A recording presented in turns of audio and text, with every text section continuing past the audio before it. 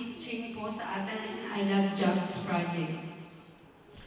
So, 44 dyan, sabi niya po, give the best to Jesus now. So, dito po, basahin po natin sa pwede po tayo tumayo and stick po sa Word of God. Ito po yung sa John 12:3-7. 3-1, then Mary took a pint of pure nard, an expensive perfume. She poured it on Jesus' feet and wiped his feet with her hair. But one of his disciples, Judas Iscariot, who was later to betray him, objected. Why wasn't this perfume sold the money given to the poor? It was worth a year's wages. He did not say this because he cared about the poor, but because he was a thief. As a keeper of the money bag, he used to help himself to what was put into it. Leave her alone, Jesus replied. It was intended that she should save this perfume for the day of my burial. You will always have the poor among you, but you will not always have me. Amen. Thank you po, Lord, sa iyong salita mo ni Panginoon. I need you, Lord. I need your Holy Spirit to lead us, O Lord God. We need you, Lord. We need your wisdom, O Lord God, knowledge, understanding sa iyong salita. Na nawa ma-receive namin ito, Lord, lalo-lalo na ma-manifest ito, Panginoon. Help us, O Lord God, in Jesus' name. Amen. So, makakawag po na tayo mga kapatid. Thank you. So, nakita po natin dito, mga kapatid, dito yung si Mary na si Jesus, nandoon po siya sa Pharisee, may dinner po sila. Tapos pumunta po si Mary doon. Yun po yung inano niya po, pinunasan niya yung paa ni Lord Jesus, yung nag-tears niya, sabi po yung luha niya, tapos pinunasan ng hair niya. Tapos yun nga, yung binuhos niya yung pabango. At yung pabango yung napakamahal po, perfume na yun is nagkakalaga ng 1 taong sahod natin. I-project po natin, ilagay natin na nandyan tayo si Mary na binibigay natin yung 1 taon na kinita na natin na pabango at ibinuhos natin sa paanan ni Lord Jesus. Sabi po dito, yun nga, si Judas Iscariot, marami po sa ating mga paligid na ganyan, pag may ginagawa tayo, buti pang mas maigi pang ibigay mo sa kwan kaysa ibigay mo sa gawain. O mas mabuti pang sa kwan. Sabi nga po dyan, hindi palaging yung poor, hindi na umupusan ng poor, marami po dyan pwedeng tulungan. Si Lord Jesus, pag may gawain o kung ano man ang pinapagawa sa atin tungkol sa kingdom niya, bakit hindi po natin unahin at susunod din po yun na may tutulong din sa mga poor. Yun po ang pinakaano po dito na priority natin si Lord Jesus. Amen. So, ito po yung kay Brother Joseph, yung insight niya. So, mamaya na po yan. Ang inaano ko po dito, hindi po dun sa story ko, dito po sa Give the Best to Jesus Now. Doon po tayo sa ating title. So ano ba? What do you have? Ano bang mayroon tayo? Yung buhay natin, yung time natin, yung financial, yung gift, yung talent, to obey Jesus commands. Ito po ang nai-reveal sa akin na kung anong the best na mayroon tayo ngayon na pwede natin ibigay sa ating Panginoon. 5 lang po ito mga kapatid, pero marami pa po dyan. Pero ating pong tatalakayin itong mga to. Sa life po, sabi po sa 1 John 5:12, whoever has the Son has life. Whoever does not have the Son of God does not have life. Kung binigay mo yung buhay mo, pero akala mo yung pag binigay mo yung buhay mo, ikaw na yung nagbigay ng the best para kay Lord. Pero ikaw pala yung binigyan ng best ni Lord. Hindi lang yung ikaw lang yung nagbibigay. Lord, ibinabalik ko, ibibigay ko lahat sa iyong buhay ko. Pero tingnan po dito, kung wala sa iyo ang Son, sabi niya, wala si Jesus, sabi niya, ay wala kang buhay. Kasi nga, God is our life. Jesus is life. Amen. So, parang akala natin, pag ibinigay natin ang buhay natin kay Lord Jesus, parang tayo yung nagbigay na, ibinigay ko na sa gawain kay Lord Jesus lahat. Yung buhay ko, nasa Kanya na lahat. Akala natin sa yung nagbigay ng the best. Pero ang balik nun, kung hindi mo ibinigay ang buhay mo, is wala sa iyo yung buhay. Wala si Lord Jesus sa iyo. Amen. Kaya hindi pwedeng ikaw lang yung nagbibigay ng best. Siya, mas higit yung binibigay sa iyo. Mas higit yung balik. Amen. So Jesus said, sabi ko naman dito sa Matthew 10:39, Jesus said, whoever finds their life will lose it, and whoever loses their life for my sake will find it. Ganito, di ba? Yung buhay natin parang, ayusin ko to, titignan ko, kaya ko to. Mga ganun tayo kasi hinahanap natin kung ano yung buhay natin. Pero mawawala, malolos tayo. Pero kung ginawa natin, hanapin natin ang buhay natin, for the sake of Jesus, mahanap natin. Kasi nga, yung buhay natin as a believer pa noon. Pero pag nawala yun, yung makamundong buhay, ang pumalit is yung sumusunod na tayo, yung righteousness ni Lord sa atin. And nakita na natin yung buhay, at yun yung buhay na walang hanggan. Whoever finds his life, parang pag hinanap ko for yung kapakanan, yung parang sa paniniwala mo ba na wala, hindi dahil ka sa ating Panginoon, kundi sa paniniwala mo sa sarili mo, kaya ko to, maayos ang buhay ko, ilagay mo na sa una, matuwid ka, pero hindi yun. Panandalian lang yung hindi mo kaya, mga kapatid.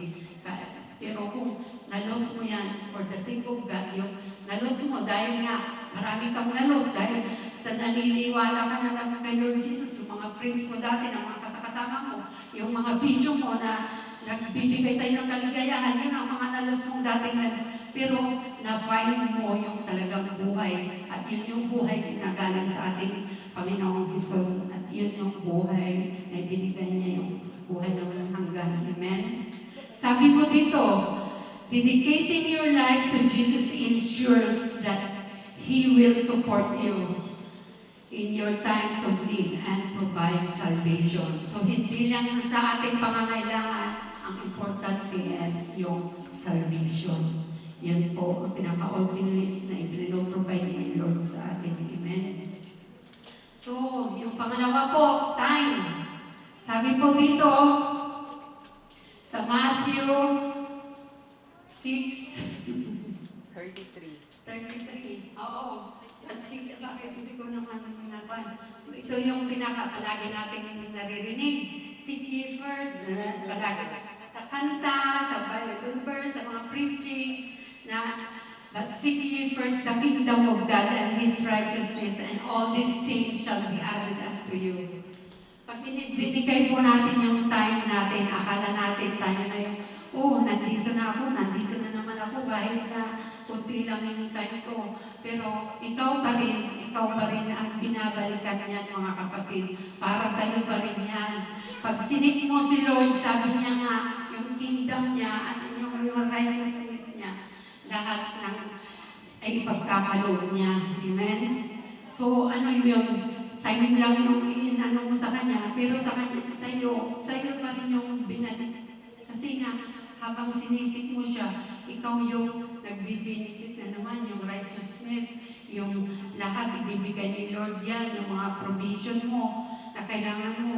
Ano pa bang hindi niya ibibigay? Buhay na nga niya, binigay niya. Amen? Kaya sa time, pag inuna po natin siya, sinik po natin siya, is yun po ay worth it. Wala pong mawawala sa atin. Amen. Amen. So, seek God first. In essence, it is living out of our life based on the character of God. Yun nga. Magiging character na tayo ni Lord sa based on His life. Sabi nga, pagsunod natin. In order to allow God to transform our lives so that we reflect the image of Christ, we must prioritize spending time with Him. and fully submit our lives to His love and grace. Amen? Madaling magsabi na, ano mo, i-prioritize mo si Lord, i-stake mo.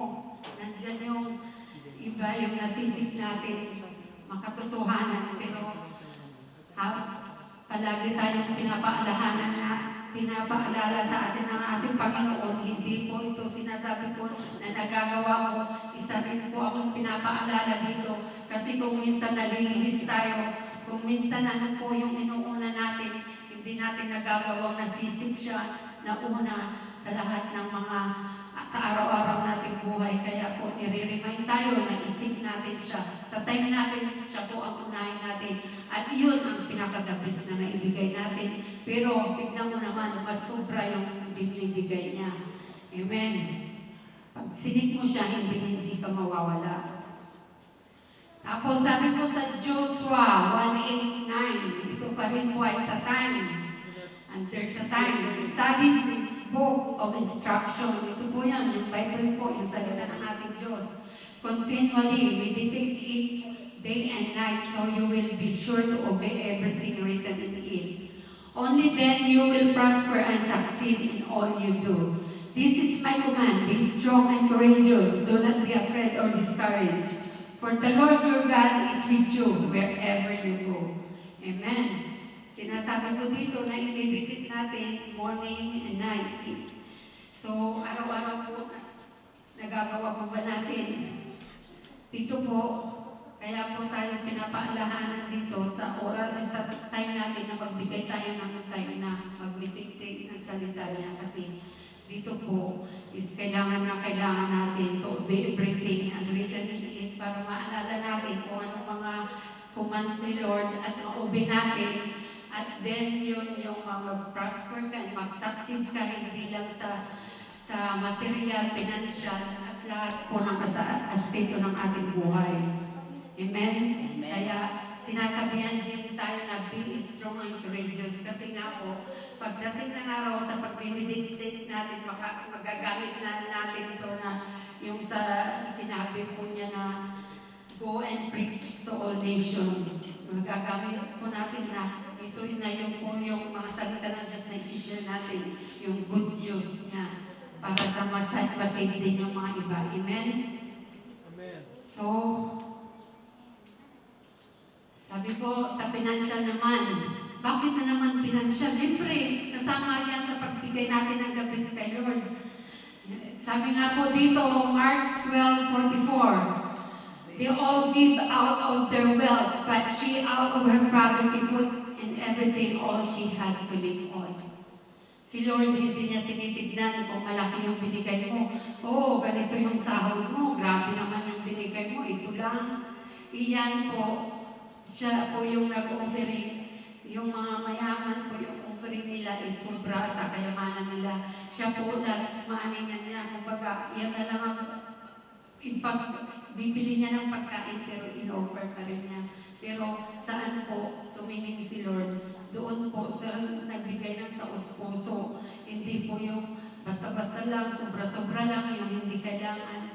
Yun po ang tinitignan ni Lord. Hindi yung sa amount, kundi yung galing sa puso natin at taos-puso natin ibinigay. Kaya yun po ang the best. Pero ano naman ang kabalik niyan? Pag bumalik po, hindi papayag si Lord na nagbigay ka ng piso. Hindi ka na niya papalitan. Hindi siya papayag na gano'n na mas over ka pa sa binibigay niya. Ibabalik yan. Maraming paraan. Amen. Sa Kanya po lahat. At sabi mo dito, isa pa sa mga financial natin na pagbigay ng the best is yung tithes. Tithes na naman, sister. Grabe ka, porque ikaw naman, tithes ka ng tithes na palagi kasama sa mga. Yan po ang sinabi dito. Si Lord Jesus mismo ay ang ating Diyos, Panginoon mismo ang nagsabi sa Malakay na, bring the whole tithes into the storehouse, that there may be food in my house. Taste me in this, says the Lord Almighty. Paano po gagalaw ang mga gawain ni Lord kung hindi po tayo magbibigay ng ano? Sa Kanya po ito Di ba po, pag sinabi nga po na pag hindi natin binalik ninanakawan natin, Pero hindi pa rin natin magawa, hindi pa rin natin maibalik sa Kanya. Yun nga po, hindi pa yan na lang po, hindi natin masunod ano pa yung mga iba. And see if we'll not throw open the floodgates of heaven and pour out so much blessing. Yan po, binigay mo yung tithes, hindi naman yun sa'yo. Tignan mo naman yung promise ni Lord. Hindi lang doble, hindi lang one. At kung babasahin mo pa po yung sa 11, yung i-review niya, yung mga devour, yung mga darating na mga salot sa ating buhay. Amen. Kasama niyan sa promise pag nagbalik tayo ng kanyang sa tithes po.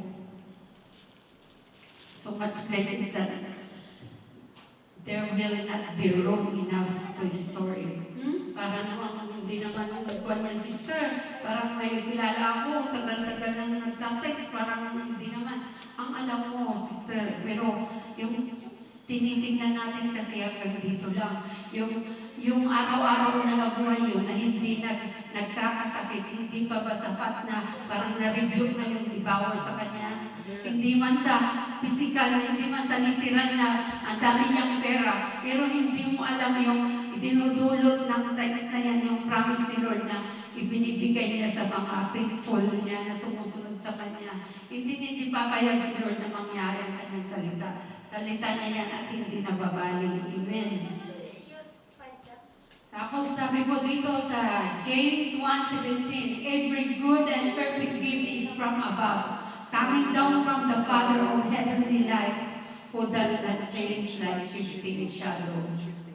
Dito naman po, ito number 4 na tayo, sa gift at mga talents. Lahat po ng mga gift, mga talents natin, lahat po yan is galing sa ating Ama. At hindi po yan nagbabago, hindi yung pag-gift na niya is babawiin, hindi po ganoon. Sabi po ang meaning po ng James 1:17 tells us that every gift is from God. We all have different talents and God-given gifts, but they are all important and can be used in God's kingdom. Binigay po yan para gamitin sa Kanyang kaharian. Huwag po natin itago. Huwag po tayong isa doon sa mga binigyan ng mga talents na tinago lang. Tinago ko yung isang coins mo para pagbalik mo, baka hanapin mo, gaya ng noon, di ba, pinagalitan ni Lord Jesus. Kaya yung mga gift po natin, gamitin natin kay Lord. Baka sa piling mo, baka naman sabihin nila, hindi naman to gift, piling ko lang, gift. Baka dahil sa feeling na ginagawa mo yan is, bibigyan ka na talaga ni Lord kasi na nandun yung willingness mo. Kaysa naman yung may gift na hindi niya ginagamit, tinatago niya lang. Kaya nga, kinuha yung kunti yung gift niya, isa na lang yung gift niya, kinuha, binigay sa marami kasi pinarami ng buwan. It means ginagamit. Hindi lang po yun sa pera na pinarami, kundi pati sa mga gift talents po natin ay pinagkaloob sa atin ng ating Diyos. Amen. Sabi po dito sa Matthew 25:28-30, take the talent from him. Ito po yung sinasabi ko, yung inalis, kinuha po yung talent na pinagkaloob sa kanya kasi hindi niya ginamit. Take the talent from him and give it to the one who has 10 talents. For everyone will be given more, and he will have an abundance. Whoever does not have, even he has, will be taken from him, and throw that worthless servant outside into the darkness where there will be weeping and gnashing of teeth. Amen. So, just po sinasabi nila atin na huwag po natin itago, huwag po natin i-keep lang. Ayaw ni Lord ng tamad, ayaw niyang binigyan ka is tinatago mo lang. Diyan lang, sa tingin natin, di ba tinago niya parang sa tingin natin, hindi naman nawala, at least hindi nawala, kaysa yung mga iba, nilustay. Pero siya nga tinago, hindi ginamit, pero hindi pa rin kaaya-aya sa ating Panginoon. Kaya binigyan ko yung mas ginamit niya, yung talent niya. Kung sa atin, ang dami na noon, ang dami na niya, bakit sa kanya pa binigay? Pero sa pananaw ng ating Diyos, yung naggagamit ng mga blessing niya, yun po ang lalong bless. Amen? Amen. So, dito po sa Matthew 22 to 36 to 40, sabi po, Sure. kasi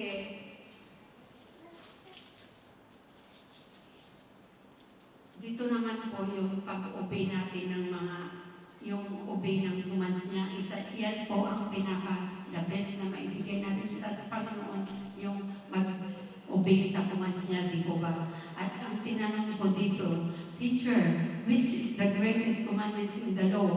Jesus said to him, you shall love the Lord your God with all your heart, with all your souls, and with all your mind. This is the first and greatest commandments. You shall, and the second is like it, you shall love your neighbor as yourself. On these two commandments hang on all the law and the prophets. Amen. Ito po sa ating pagsunod, kahit na sinasabi po natin na yung buhay natin ibibigay natin, yung time natin ibibigay natin, yung mga talents natin ibibigay natin, yung financial natin ibibigay natin. Kung hindi rin po tayo nakakasunod is parang nabaliwala rin po. Kaya dapat natin isundin yung kanyang greatest commandments. And yun ay yung unahin siyang mahalin at ang sarili natin gaya ng pagmamahal natin sa ating kapwa. So, paano ba natin mamahalin ang ating mga kapwa? Siyempre, yung mga makasunod tayo sa mga sinasabi ng ating Panginoon na yung godly, hindi po yung makamundo. Amen? So we give the best. So who give the best? So sino po ang sa tingin natin na ang nagbigay ng the best? Is it us? Our Lord Jesus? Of course, there is no one like our Lord Jesus. He is sovereign over everything. The love of God was revealed to us. God sent His only Son into the world so that we might have life through Him. And that's the only best. That's not the only best but greatest gift to those who believe. Amen? Yun po, yung akala natin is tayo na yung nakakapagbigay ng the best pero sa totoo po, si Lord, yung lahat-lahat yun is pag binalik mo sa Kanya, mas grabe pa yung ibabalik sa iyo. Amen. At yung best po is yung buhay, yung gift of life sa lahat ng maniniwala sa Kanya. Amen? Amen. All glory to God. Amen. Thank you po Lord sa iyong salita, Panginoon. Muli, Panginoon, we pray na Panginoon na sana po Lord God, pwede ba natin kantahin yung miracle sa lahat ng mga may sakit ngayon, Lord? Amen. We pray po Lord kay Sister Jean, oh Lord God. Lord, alisin mo na po Lord ang mga hindi ka nais-nais namin nararamdaman. Lord, give us peace, Lord. Lord, nawa ito po, Lord, ay mag-lead ng peace sa amin, O Lord God. At nawa may balik siya, O Lord God, sa gawain. Gamitin mo siya muli, Panginoon. I-restore mo, Lord, ang kanyang health, O Lord God. Ganun na rin mo, Lord, kanyang family, O Lord. I-comfort mo palagi sa pinagdadaanan niyang sakit, O Lord, niya, O Lord God. Lord, ganun na rin mo sa aming leader, O Lord God, kay Brother Joseph. Alam mo, O Lord, ang pinagdadaanan niya, O Lord God. Lord, tinataas namin sa iyo lahat, O Lord God. Lord, ikaw po ang nakakalam ng makakabuti sa kanya, Panginoon. Thank you po, Lord, sa lahat-lahat. Lord, ganun na rin po sa kapatid ni Sister Annie, O Lord God. Lord, pagalingin mo po siya. We need your miracle, Lord. We need your miracle, Lord. Good help po, Lord, sa lahat ng may sakit, Panginoon. Lord, sa mga hindi pa nakakakilala sa iyo, Lord God. Safety mo, Lord. Help us, O Lord God. Gamitin mo kami, Lord God. Parang awa mo na, O Lord God. Lord, sa maawitin namin ito, O Lord God. Ng panalangin namin sa iyo, Lord God. Alam namin, O Lord, na ikaw ay God of miracle, O Lord God. Yes, Lord. You are the God of miracle, Panginoon. Thank you, Lord. Thank you, Lord. Thank you, Lord. Lord, kung sa tingin namin kami ang nagbibigay ng best sa iyo, Panginoon, right now. Pero hindi, Lord, galing po sa iyo lahat, O Lord God.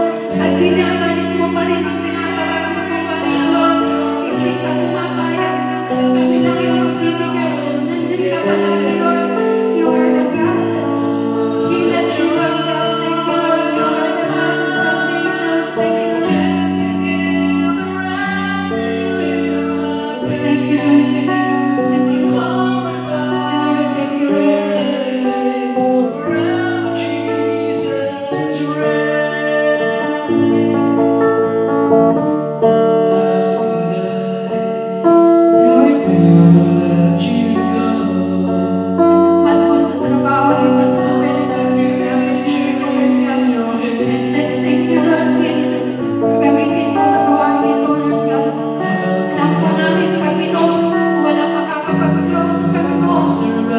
Clinus